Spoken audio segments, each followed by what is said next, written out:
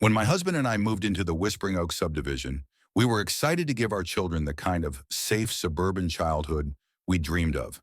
Bike rides, backyard games, and a custom-built playset I installed with my own two hands.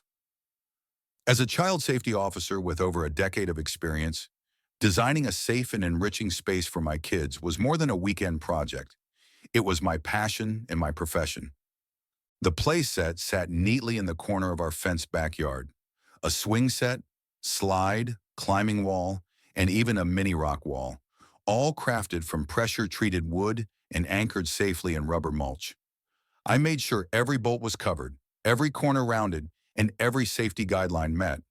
I even used professional-grade equipment and followed both ASTM and CPSC standards. Then came Karen.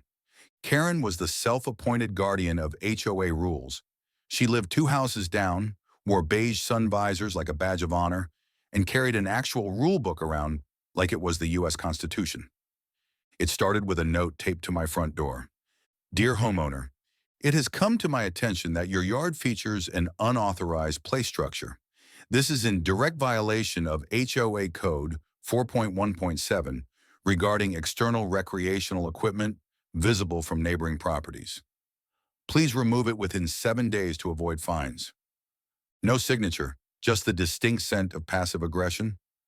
I reread the message, half amused, half irritated. I had specifically read the HOA regulations before we installed the playset. The rules stated that permanent structures needed to be safely constructed and not exceed 12 feet in height. Ours was under 10 feet and entirely compliant. I called the HOA office.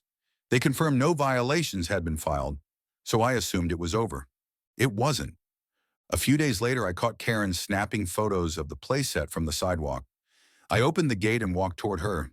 Can I help you? I asked. She squinted. I'm documenting violations. That structure is a safety hazard. It's going to bring the property values down and potentially injure a child. I smiled politely but firmly. Karen, I'm a child safety officer with the county. I inspect equipment like this for a living. This playset meets every national safety code, and my children's safety is my first priority. Well, she sniffed, your title doesn't override HOA rules. You're absolutely right, I replied, but neither does yours. And you might want to stop photographing children's play areas.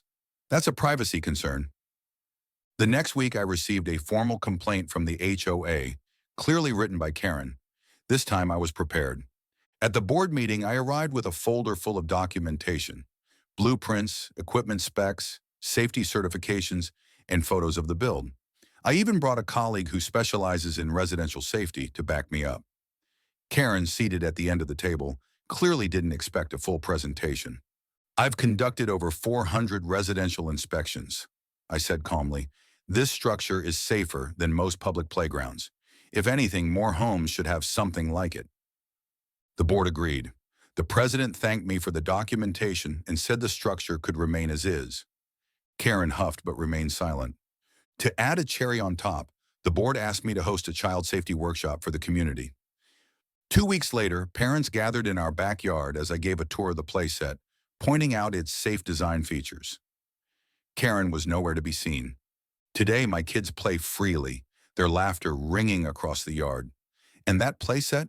It now stands not only as a place for joy, but as a reminder that when safety, facts, and experience come together, even the fiercest clipboard crusader doesn't stand a chance.